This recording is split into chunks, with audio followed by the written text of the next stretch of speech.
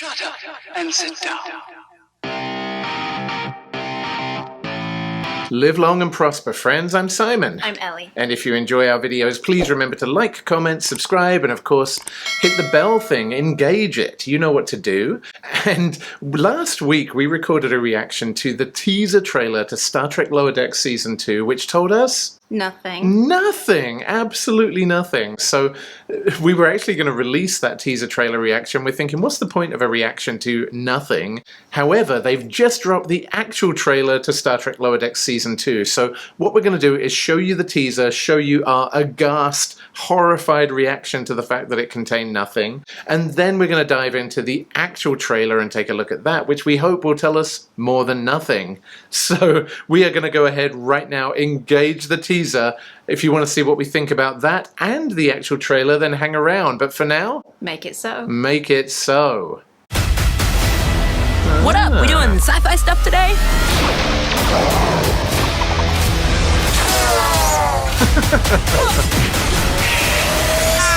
Only thing missing is Boimler. He's got to be having the time of his life.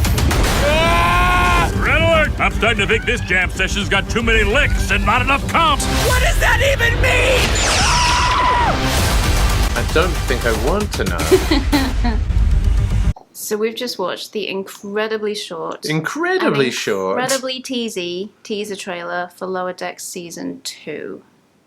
What do you think? Not a lot. The teaser just basically said, hey, remember Star Trek Lower Decks? And that was it. Here are some colors. I don't know. Yeah, it was like being on drugs for a very, very short period of time and then coming off them and being like, oh, I'm back. Well, here we are back in the present day, and of course the teaser told us nothing. We reacted to it saying, meh, that was nothing. But we're going to go ahead right now and check out the actual trailer. We hope it's going to be more Earl Grey hot and less a glass of tepid water. So let's check out the trailer right now. Computer, ramming speed! Wow, would you look at that? A view like this makes you realize I love how it doesn't matter what TNG deck the you intro work music on. is. We're all in it together. And they left us. They left us. How much oxygen do we have? A lot, a little, ballpark? Good morning, Cerritos! All right! Nice o'clock. Yeah, me too. Welcome to the Cerritos. Rapunky when he joined the Seven. Computer, ramming speed! This could be your year to get promoted. That what it takes? Yes! Okie dokie. Only thing missing is Boimler. Think of all the fun adventures he's going on. Oh, God. Get him out of there.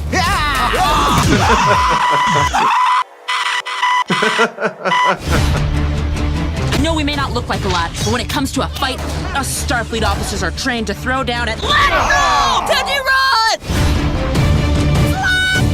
And who among us hasn't been pooped out by an alien creature? It is not... Don't touch me! Oh, crap, it's the evil computer. Friend, I'm worried about you. My scans indicate you could lose a couple pounds. Excuse me? Our ship might not be the biggest. And we might do the missions nobody else wants. Come on, you've been in tougher spots than this. Thanks, Tom Paris. I am a little worried about the fumes in here, though. You know, since you're talking to a plate. But we are still Starfleet.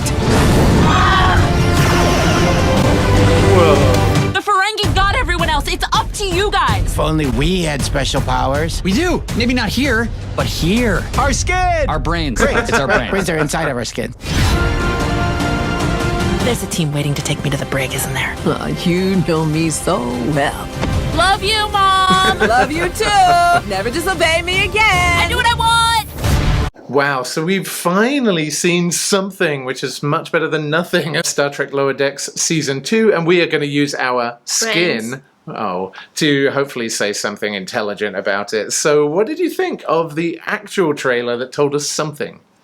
My very favorite things about these trailers is how much effort they put into not annoying references. I feel like sometimes these kind of spin-off shows can get a little bit annoying with like really obscure callbacks. What I like is they take things that you would love to have seen explored more in other Star Trek series and they kind of bring it to the front. I think the thing I'm most excited about is seeing a Tamarian as one of the main characters. They were the species that spoke in metaphor.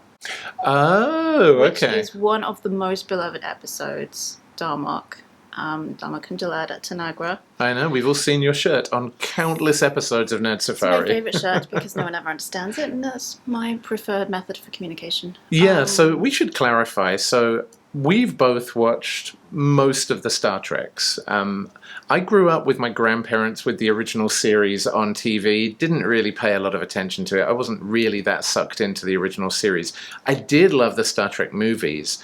When I was like 14 and we had a babysitter, she was obsessed with Next Generation when it just released. So she would religiously watch Next Generation, and I was always there watching it with her. So I kind of got into Next Generation when I was about 14. But I'd kind of left home and had my own place when Deep Space Nine released, and that was where I really got obsessed with Star Trek. And that was back in the days when you had to VHS record an episode at a certain time every week. And that just carried on for me with Voyager. I loved Voyager as well. I've kind of enjoyed the later series, but they didn't quite have the magic. I found Deep Space Nine was super serious and really intense, whereas Voyager was a little bit more lighthearted. I really enjoyed both of those. While you have revisited those series much, much more recently via a popular podcast, we should give them a shout out. Greatest Generation. Greatest Generation. I'm sure we gave them a massive bump in their listeners by that shout out. And you enjoy going back and taking every single episode, just deconstructing it and talking about it in detail, which would put me to sleep, but each to their own. So you know a lot more detail and have a lot more recent memory of Star Trek. So my whole rambling point with that story was that you'll probably remember a lot of the references much, much more than I would. A little bit, yeah. I mean, I feel like there's some kind of Discovery type references in Lower Decks, but it's a lot more subtle. You can tell the creators, they are much more heavily into TNG and Deep Space Nine. Yeah. That's where, and I like that because that's the one that I'm more familiar with, that you're more familiar with. I don't think I've seen any Enterprise. I've seen a little bit of Voyager, but not as much as I should. TNG is the one that I've combed through the most thoroughly and the one that I enjoy rewatching still.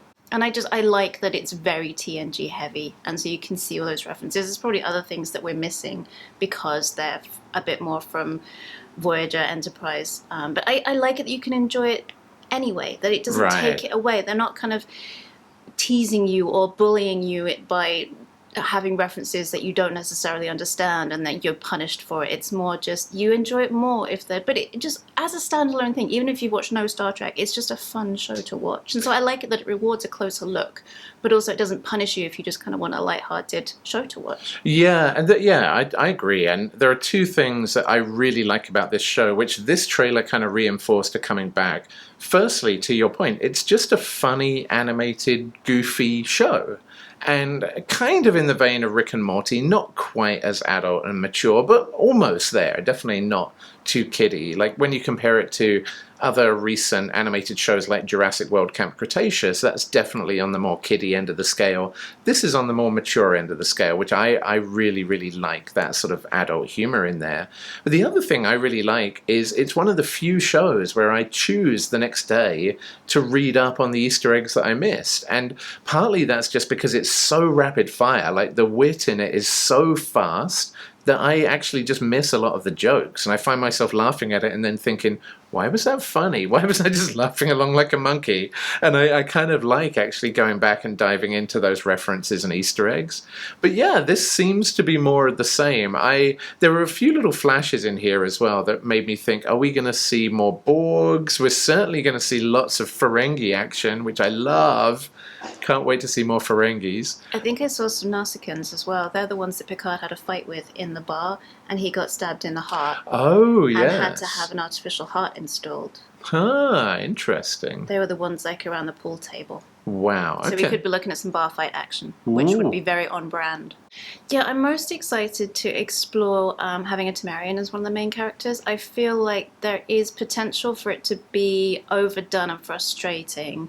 There's also the potential for them leaning too heavily into teaching him to speak in a more understandable way. But I feel like the way Lower Decks handles things, I could see it being more of he speaks in memes, which I know has been covered a lot online with people saying, oh, this is just like that Star Trek episode with everyone communicating just by memes. And I feel like this could be a fun way to bring that in, but I'm really looking forward to how they're exploring that, of how he communicates, and having him as a main character, it just gives a lot of potential for exploring what it would mean if you communicated in kind of imagery and historical references. Well, I hope in that case that there is a character in Lower Decks like me who is completely ignorant to the meaning of memes, because like we can literally play the board game What Do You Meme, and I don't know what they are. I'm like, what is that face? It's a baby that looks like it's taken a crap. Like, what is that meme supposed to be? Oh, it's frustration. Okay. And like, I just don't get memes, and they piss me off, frankly. So I hope there is a character like me, old and curmudgeon-y in Lower Decks, who just doesn't like memes and gives this character a hard time for speaking stupid. Oh, the other thing it reminded me of was Drax from Guardians of the Galaxy. Ah, yeah, where everything is literal, yeah. I feel there's a lot of fun to be had with playing with the character in that way as well. Maybe. Well, hey, I guess we are actually quite excited for Star Trek Lower Decks Season 2. Despite the teaser telling us absolutely nothing, the actual trailer was pretty good, I've got to say. So, and we don't have to wait too long for this either. August 12th, Paramount Plus gives us just enough time to rewatch Season 1 to get caught up. However, Paramount Plus gives us such a hard time for using their content in our reaction videos that it will probably take us until August to get this video edited and online. Thank you, Paramount Plus. So Sarcasm. if you're watching this now, just know this man next to me is a husk of his former self. You're seeing him in the past when he was young and healthy. We'll post a picture of him looking how he does after he's managed to get this edited in a way that we get it past all of the rules and get it published on Facebook. Indeed. Well, hey, thank you for picking Star Trek Lower Decks, and thank you guys for watching. However, unfortunately, that's all we've got time for today. But you know how often we do this? Every day. Every day. So we will see you tomorrow, friends, on the next Dork Trailer Ambush. Peace out, nerds. Engage.